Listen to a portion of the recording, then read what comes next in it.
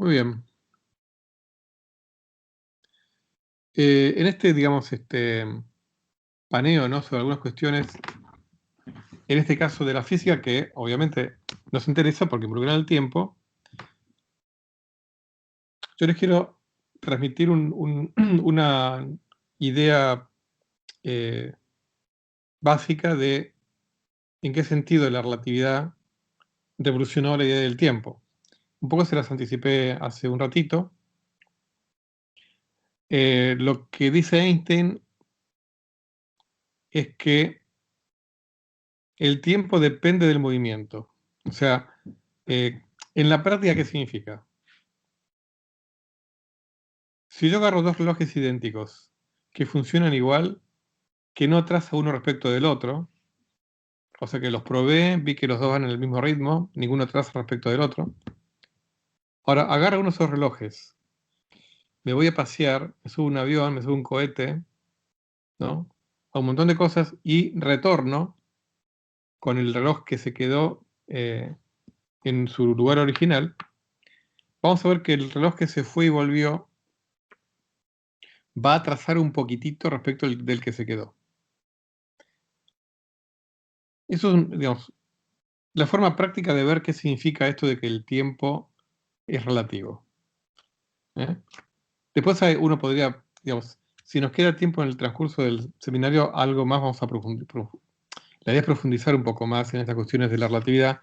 Ahora, para tener un primer encuentro con eso, ¿no? Lo que hizo la relatividad especial, que fue la teoría que Einstein desarrolló en 1905, fue transformar las nociones de tiempo y de simultaneidad. Porque también otra consecuencia de esto es que si dos eventos son simultáneos para un determinado observador, para otro observador que se mueva respecto del primero, estos eventos no van a ser simultáneos. Va a percibir que uno transcurre antes que el otro. O sea que la simultaneidad deja de ser una noción absoluta. Ahora, la relatividad especial, que fue una teoría que formuló Einstein en 1905, es una teoría en la cual el espacio y el tiempo siguen siendo planos, no se curvan, no son dinámicos. Porque acá quiero aclarar otra cosa. Eh, digamos, en la teoría de la relatividad aparecen, digamos, dos tiempos. Hay un tiempo que es el tiempo, digamos, coordenado, con el cual yo describo, digamos, mi mundo.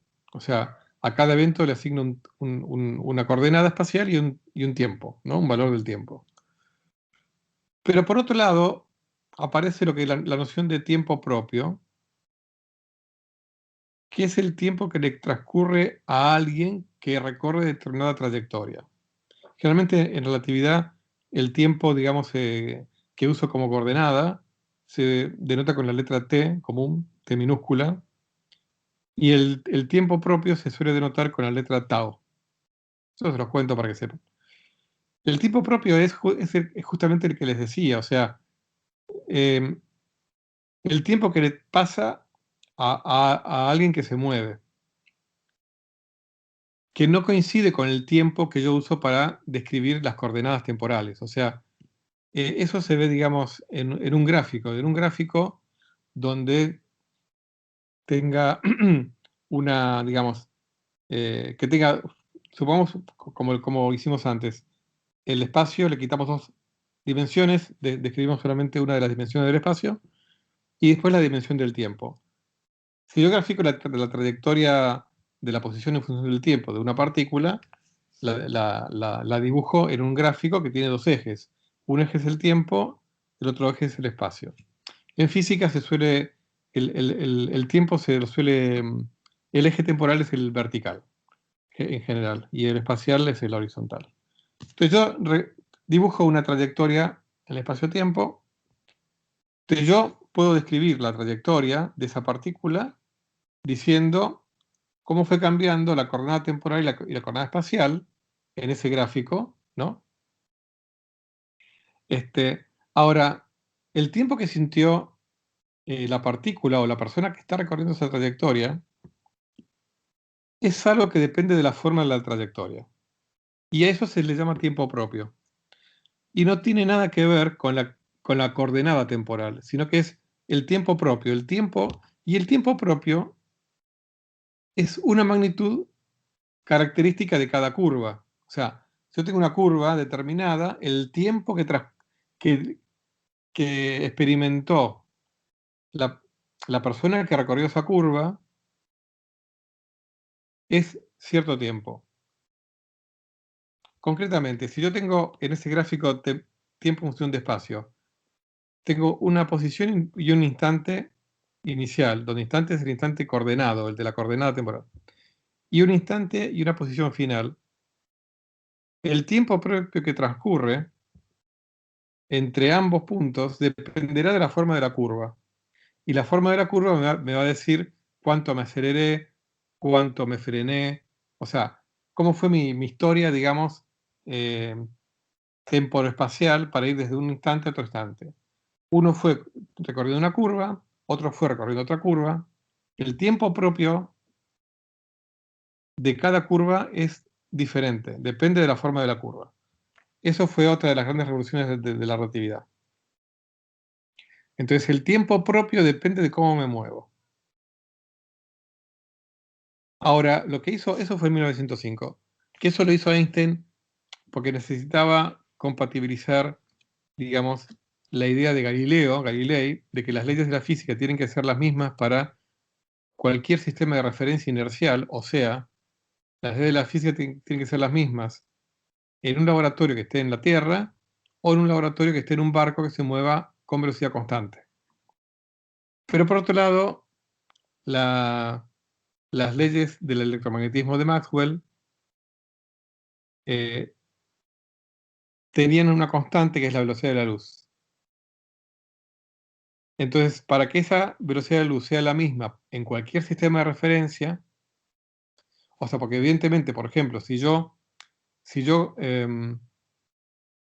un ejemplo básico es este. Hay un tren que se mueve a 20 kilómetros por hora, ¿no? En una dirección determinada. Si yo estoy en el andén caminando a 20 kilómetros por hora, respecto de alguien que está en el tren, yo voy a estar quieto. Es como el que está, eh, la persona que está despidiendo a su persona amada, que va corriendo detrás de la ventanilla para decirle su último adiós, ¿no? En ese momento, para la que está arriba del tren, la persona que está en el andén está siempre al lado de la ventanilla, ¿no? A lo que voy es que la velocidad, sin embargo, para alguien que está en el andén, esa persona está corriendo a 20 kilómetros por hora. O sea que la velocidad es relativa al sistema de referencia. Ahora resulta que eh, las leyes del electromagnetismo me dicen que la velocidad de la luz es la misma para alguien que está arriba del tren que para alguien que está abajo del tren.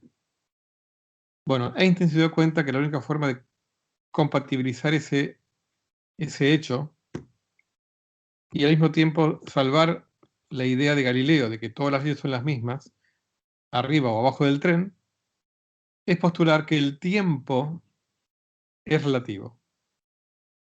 Ese simple hecho lo llevó a Einstein a formular su tremenda revolución. Lo que hizo 10 años después, en 1915, fue incluir a la gravedad en su teoría de la relatividad, para lo cual tuvo que, como les dije hace un ratito, postular que el espacio y el tiempo se curvan y que la gravedad es una manifestación de la curvatura del espacio-tiempo. Con lo cual ahí, eh, no solamente el tiempo, digamos, depende de la velocidad, de la aceleración, sino que también depende, o sea, el tiempo propio me refiero, ¿no? O sea, ¿con qué ritmo me transcurre el tiempo a mí? No solamente depende de mi velocidad, sino que depende de en dónde estoy. Cuanto más fuerte es el campo gravitatorio en el cual estoy inmerso, más lento me transcurre el tiempo. Ahora, que cuando digo me transcurre el tiempo, no significa que yo sienta que el tiempo pasa lento. No, a mí el tiempo me pasa siempre igual. Cuando digo que transcurre más lento, significa que para alguien que está en otro lugar donde haya menos gravitación, me va a estar viendo a mí moverme despacio.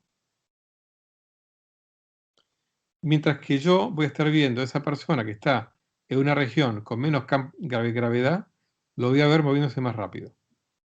Pero no es que a mí me pasa, no es que yo siento que mi tiempo me pase más rápido, no. Me pasa igual, porque eso es subjetivo, a mí me pasa igual. Pero el ritmo relativo cambia, con lo cual, y ese efecto, eh, fíjense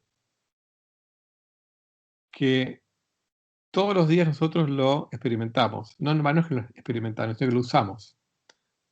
El sistema GPS, el sistema de posicionamiento global, determina las posiciones de todos los celulares del mundo midiendo tiempos.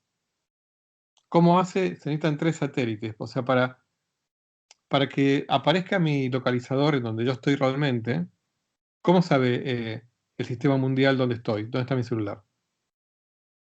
Mide como mínimo 3 tiempos, que son los tiempos que tarda una señal electromagnética que viaja a la velocidad de la luz en ir desde mi celular a, rebotando con las antenas de la red local, ¿no? De la empresa de celulares que sea, ¿no? Lo que tarda en llegar a 3 satélites. Eso se llama una triangulación. Con lo cual, yo para saber, digamos, para que el sistema GPS saber dónde estoy, tiene que medir 3 tiempos. Entonces, mide 3 tiempos para determinar 3 distancias. ¿Cómo? Bueno, distancia es igual a velocidad por tiempo. ¿Qué velocidad? La de la luz, que es a la que se mueven los rayos, este, con que se comunican los celulares, las antenas y los satélites. Ahora, los tiempos, ¿se imaginan cuánto? O sea, la precisión con que se maneja el GPS es de unos pocos metros. La luz se mueve a 300.000 kilómetros por segundo. ¿Cuánto tarda la luz? O sea, 300.000 kilómetros por segundo son 300 millones de metros por segundo. ¿Cuánto tarda la luz en recorrer 3 metros? Y tarda, em, digamos, si recorre en un segundo 300 millones de metros, 3 metros lo va a recorrer en una 100 millonésima de segundo. Por suerte, los relojes que hay en los satélites miden el tiempo con una precisión de ese orden de magnitud, del orden de 100 millonésimas de segundo. Entonces, medir tiempos con una precisión de 100 millonésimas de segundo me permite medir distancias con una precisión de pocos metros. Gracias a eso, yo puedo medir la posición de mi celular, ¿no? Ahora bien, el tiempo arriba del el tiempo en el satélite transcurre un poquitito más rápido que el tiempo en la superficie de la Tierra. ¿Por qué? Porque el campo gravitatorio, la gravedad en la superficie de la Tierra es mayor que en la estratosfera, donde está el satélite. Y esa diferencia, predicha por la teoría de la relatividad general, hay que tenerla en cuenta, porque si no, el error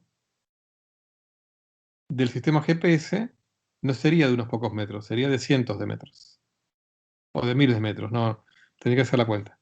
O sea, a lo que voy es que esa dilatación del tiempo gravitacional es un efecto concreto, verificado, palpable.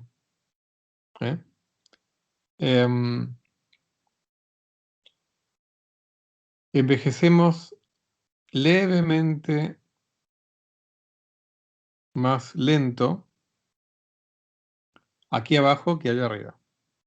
Levemente. Estamos hablando de que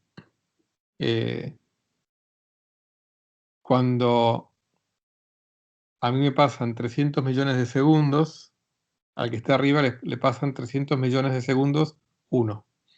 O sea, le pasa un segundo más. O sea, tampoco hay tanta diferencia. Creo que la diferencia a lo largo de toda una vida, no sé, habría que hacer la cuenta, pero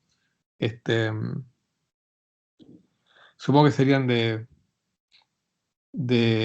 no sé, pero supongo que serían algunas decenas de minutos, habría que hacer la cuenta. Así que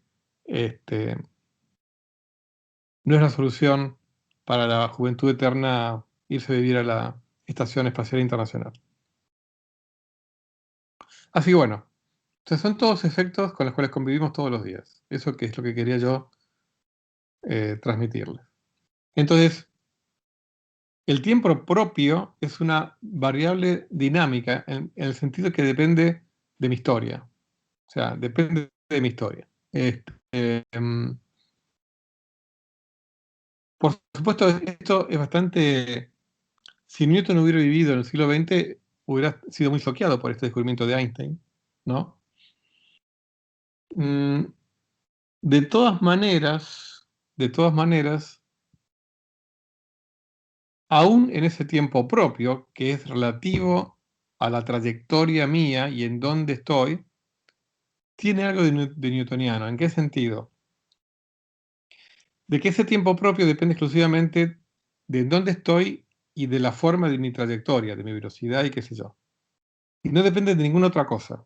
O sea que Newton podría, si se despertara de la tumba, en 1915, diría, el tiempo propio de una determinada trayectoria fluye independientemente de lo que pasa, en el sentido de que fluye de acuerdo a el campo gravitatorio que hay en esa trayectoria y la forma que tiene esa trayectoria. De ninguna otra cosa.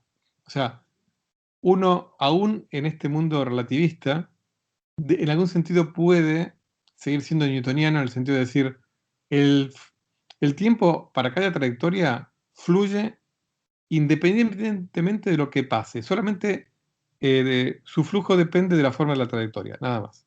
O sea,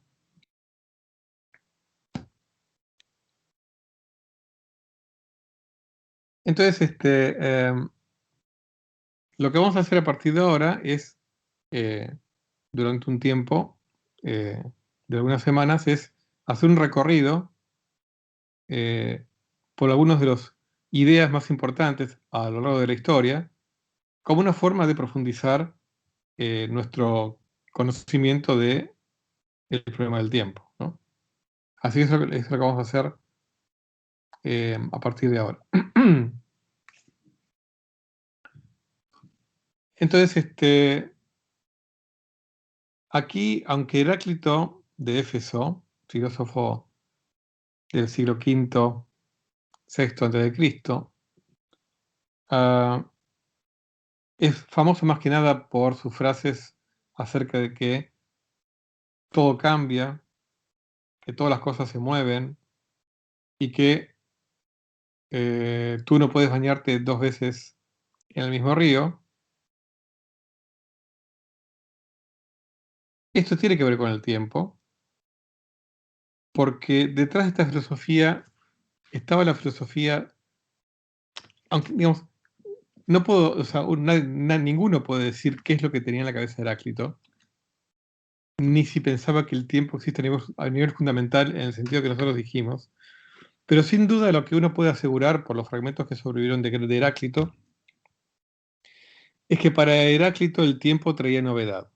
Eso, o sea, es independiente de si el tiempo es o no una variable fundamental, pero eh, el futuro trae novedad, el futuro trae cambio. Esa era la filosofía de Heráclito. El futuro es algo abierto, es algo que no lo podemos asegurar que lo pensaba Heráclito, pero digamos, cuando uno lee los fragmentos, uno tiene la sensación de que nada está escrito. Tan poco escrito está que es impredecible, ¿no? Por supuesto que tampoco podemos asegurar si realmente Heráclito estaba convencido de esto en el sentido de que podría haber creído acerca em, de los dioses, si hay dioses fuera del tiempo, ¿no? Que podrían creer o no esto. Em, Yo a veces voy a ir y venir con respecto a otros apuntes que tengo em, y que después se los voy a compartir para que puedan profundizar sobre la historia de las ideas acerca del tiempo. Incluso Heráclito, en otro fragmento, que acá no lo cité, eh, compara el tiempo con un niño que juega. Es muy misterioso ese fragmento. eh, a uno anacrónicamente le recuerda a cuando Einstein le decía a Bohr, uno de los padres de la mecánica cuántica, que Dios no jugaba a los dados. Y 2500 años antes, Heráclito había escrito que el tiempo es como un niño que juega, ¿no? Yo creo que lo que quería decir Heráclito es que el tiempo trae cambio y ese cambio a veces es tan caprichoso como los caprichos de un niño que juega, ¿no? Pero por supuesto que esa interpretación eh, es libre y cada cual puede hacer la que más le sugiera esa frase. Dicho sea de paso, Heráclito bueno, vivió en una época bastante inestable políticamente, ahí en Jonia, em, donde la convivencia, digamos, entre las colonias griegas este, y el imperio persa eh, estaban siendo bastante afectadas. Pero bueno, la idea del tiempo como algo que trae novedad. ¿M? Y que esa novedad es a lo sumo parcialmente predecible, que tiene un componente impredecible, ¿eh? Contra el cual no podemos luchar. El polo opuesto es la idea de Parménides, ¿no?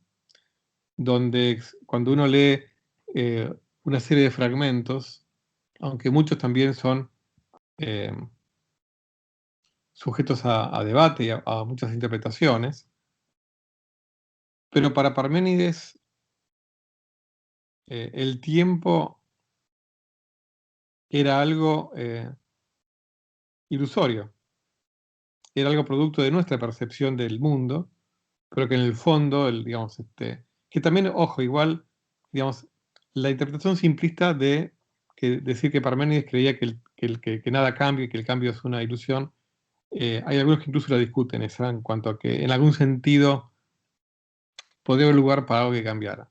Pero digamos, lo que estaba claro digamos, lo que a uno le queda claro leyendo los fragmentos de Parménides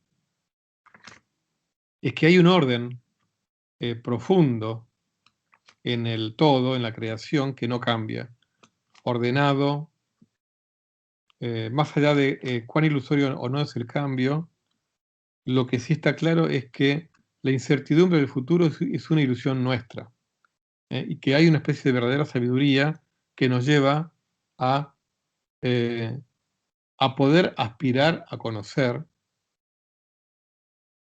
em,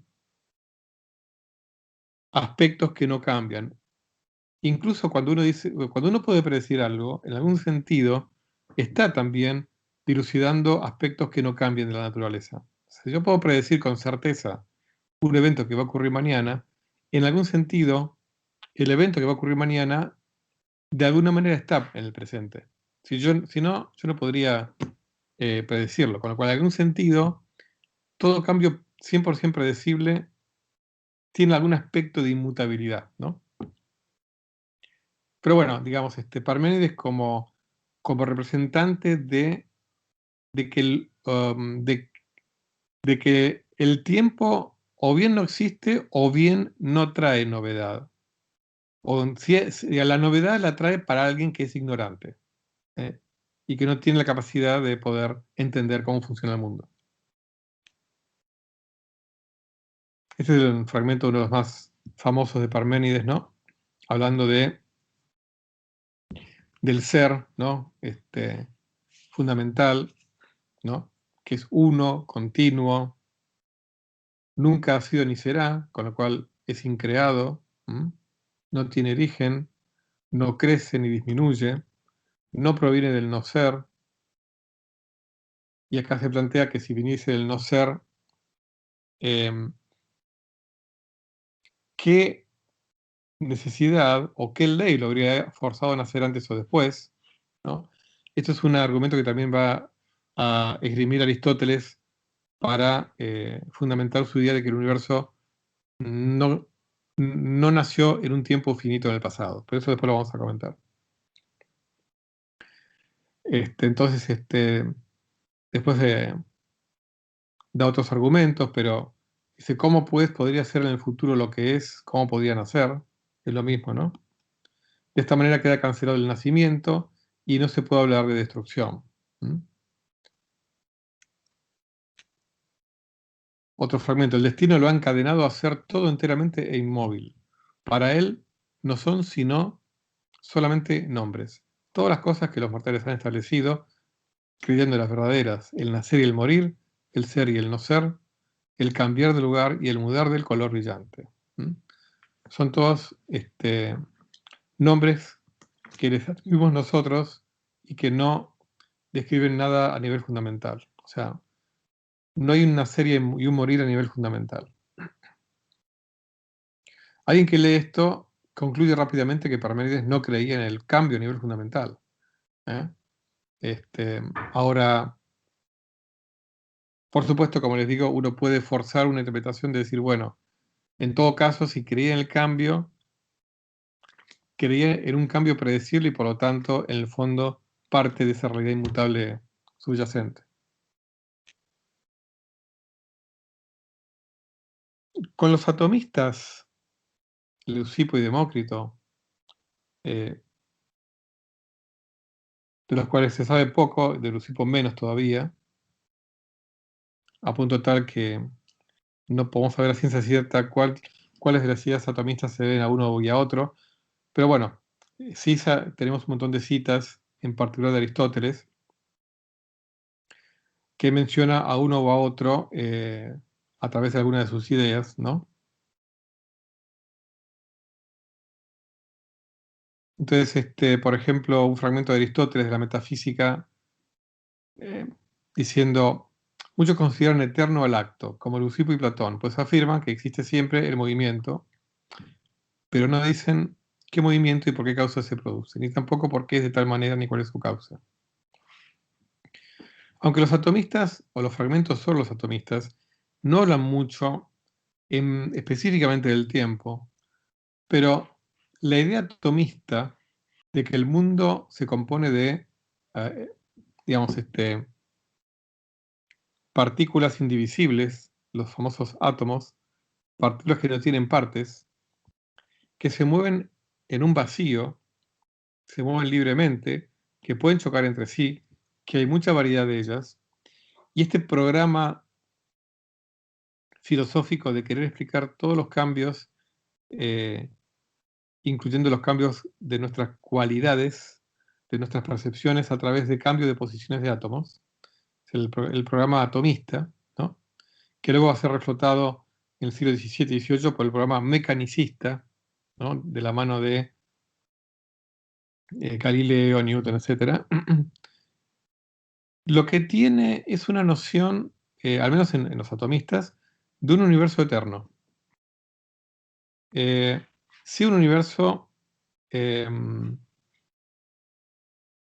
por ejemplo, acá en el segundo fragmento, que este es de la física de Aristóteles, donde dice, no es una recta suposición creer completamente suficiente este principio, es decir, que siempre así es o acontece, pero esto reduce Demócrito a las causas de la naturaleza, diciendo que también antes sucedía así, pues no cree, y acá es lo que nos interesa a nosotros, no cree tener que investigar la causa de la eternidad. Entonces, que no hubo ni habrá nunca tiempo en el cual no haya habido ni habrá movimiento. Es lo afirmado hasta aquí. O sea, parecería que para los atomistas el mundo es increado. O sea, están los átomos yendo de aquí para allá desde toda la eternidad. No hubo tiempo en el cual no hubiera movimiento. Y entonces la eternidad del universo, la existencia del vacío y la existencia en los átomos va a ser una característica de los atomistas, que también va a ser una característica de muchos otros filósofos posteriores, muchos de ellos alejados de creencias religiosas. O sea, no es que estoy diciendo que los atomistas eran ateos, pero sí, digamos, la corriente atomista da lugar a una línea filosófica bastante alejada de la o las religiones, ¿no? En particular les cuento que, digamos, en la década del 50, siglo pasado, el Papa Pío XII dijo que la Iglesia, digamos que la teoría del Big Bang era compatible con la fe católica porque postulaba que había habido un instante en donde el universo se había creado, ¿no? Requiriendo de esta manera un creador. Y hubo una serie de físicos minoritarios que, entre otras cosas, eran em, ateos, o al menos militaban contra las iglesias. En realidad, varios eran ateos, que trataron de desarrollar una teoría del universo que pudiera explicar la expansión del universo y el fondo cósmico de radiación del universo, que son los restos de la gran explosión, con un modelo en donde el universo es eterno, que no hubo necesario un instante en donde todo explotó. Y una de las motivaciones era esa, eh, no tener que recurrir a un instante en un tiempo finito en el pasado en donde todo se creó. Lo cual no significa que el Big Bang necesariamente requiera de un instante de la creación. Eso es otra cuestión que nos alejaría en este momento del tema de la clase. Pero por más que el tiempo está, digamos, la teoría del Big Bang lo que me dice es que el tiempo, que el universo estaba muy caliente, mucho más chico que ahora, a muchos millones de grados, hace 13.800 millones de años. Por más que sea un tiempo mucho mayor, muy largo, pero no deja de ser finito. Por más que sea un tiempo mucho mayor que los 6.000 años que el obispo de Asher calculó que tenía el mundo, usando cronología bíblica y sumando las edades de los, este, de los profetas y demás.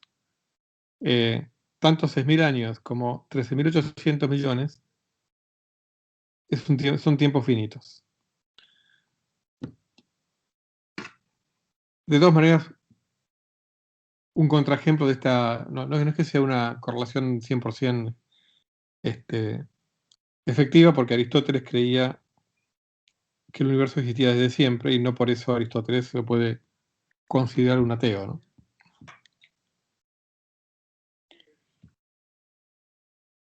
Em,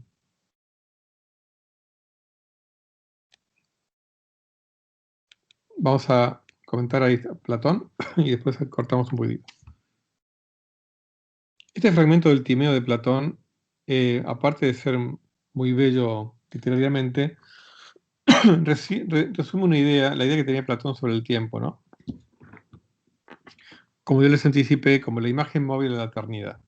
Esta idea que en términos modernos se llama de universo bloque, aunque como siempre decimos, no sabemos qué tenía en la cabeza exactamente Platón, pero sí la idea de que nosotros, que la realidad toda es atemporal, pero es tan grande que nosotros no podemos abarcarla toda, sino que podemos eh, recorrerla de a poquito, como les dije, como una hormiguita que va caminando a través de un cuadro por su caminito, ¿no? Entonces, lo resume en este fragmento, ¿no? Que voy a leer algunas partes. Cuando el Padre y autor del mundo vio moverse y animarse esta imagen de los dioses eternos que él había producido, se gozó en su obra, y lleno de satisfacción quiso hacerla más semejante aún a su modelo.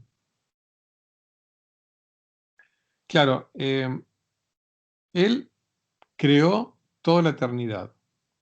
El autor del mundo creó todo, incluyendo criaturas, valga el juego de palabras. Crió a las criaturas. o las criaturas. Ahora él se dio cuenta que esas criaturas que él había creado no podían tener la capacidad de percibir a toda la creación, justamente porque esas criaturas eran parte de la creación, ¿no? Entonces dice, pero esta naturaleza eterna del animal inteligible no había medio de adaptarla a lo que es engendrado.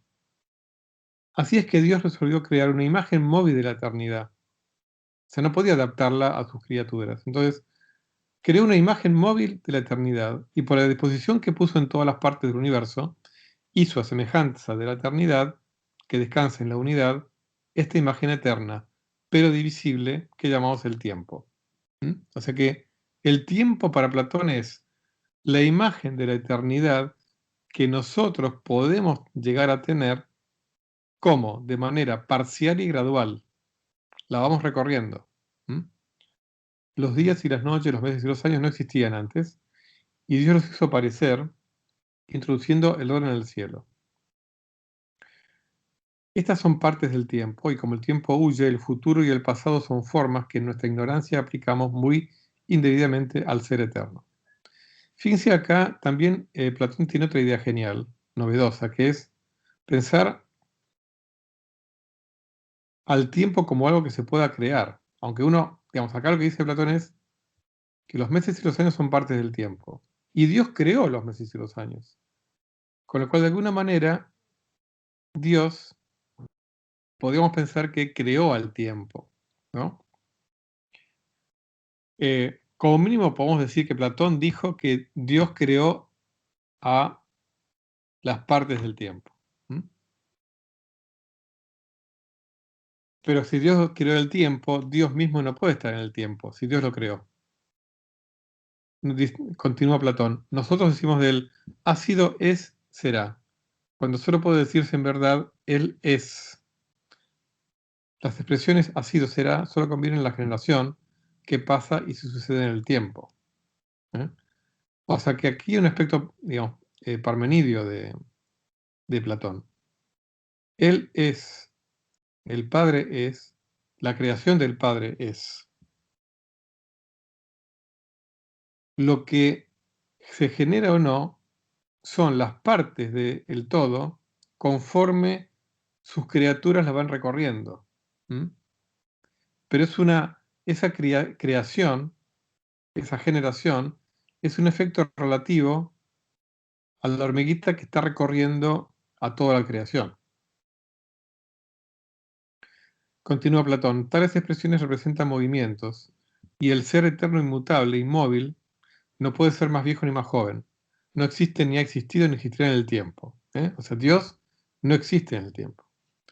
En una palabra, no está sujeto a ninguno de los accidentes que la generación pone en las cosas que se mueven, y están sometidos a los sentidos. Estas son formas del tiempo que imita la eternidad, realizando sus revoluciones medidas por el número. Aquí Platón se anticipa a algo que va después de desarrollar ampliamente Aristóteles, como que las revoluciones justamente me ayudan a otorgarle número a esas porciones de eternidad que yo puedo captar. Después lo vamos a ver eso. Las demás locuciones, lo pasado es lo pasado, lo presente es lo presente, lo futuro es lo futuro, el no ser es el no ser, no tienen tampoco exactitud alguna. ¿Mm? O sea, eh, son la generación, los accidentes son formas del tiempo que imitan a la eternidad. Y hay revoluciones. Revoluciones uno puede entenderlas como cosas que se repiten, ¿no? Las revoluciones celestes. Esas cosas que se repiten me permiten contar. Y cuando cuento puedo medir el tiempo, que es esa cosa que no existe a nivel fundamental, pero que me pasa a mí cuando lo voy recorriendo. Por supuesto que esta idea de Platón, aunque es genial, no está carente de potenciales contradicciones. Porque esa imagen de que la criatura va recorriendo de a poquito el cuadro, ¿no? Pero ese acto de recorrer debería ya estar metido en el propio cuadro. O sea que en realidad no es que la hormiguita está recorriendo el cuadro, sino que el cuadro contiene la trayectoria de la hormiguita. Esa sería la forma correcta de imaginarnos la idea de Platón. La trayectoria de cada uno de nosotros es parte del cuadro y nuestra percepción de los cambios están asociadas a cada uno de los puntos de esa trayectoria. ¿Eh? Es algo difícil de imaginar, pero de alguna manera es lo que está sugiriendo Platón. Entonces, como para terminar con Platón, dice: el tiempo fue pues producido con el cielo, a fin de que nacidos juntos parezcan juntos. Fíjense, acá es categórico Platón. El tiempo fue creado junto con el cielo. Y no descarta Platón que algún día pueda aparecer cielo y tiempo. En el sentido de que esa eternidad puede ser finita, en algún sentido. Y fue hecho según el modelo de la naturaleza eterna, para que se pareciese a esta todo lo posible. Porque el modelo está haciendo de toda la eternidad, y el tiempo es desde el principio hasta el fin, habiendo sido, siendo y debiendo ser. Con este designio y con este pensamiento, Dios, para producir el tiempo, y acá es donde es más específico Platón, para producir el tiempo hizo nacer el Sol, la Luna y los otros 5 astros, o sea, que son los planetas, y que están destinados a marcar y mantener la medida del tiempo. O sea, para Platón, la forma de contar y de medir el tiempo es con sistemas periódicos. ¿Y cuáles son los mejores sistemas periódicos que tengo? Los planetas, que yo sé que repiten sus órbitas, en el cielo, ¿no? O sea que, digamos, hay una idea genial de Platón y es que el tiempo se puede crear, que Dios creó el tiempo, el creador creó el tiempo. ¿Ah? Con lo cual pudo ser finito en el pasado y puede ser finito en el futuro el tiempo. ¿Mm?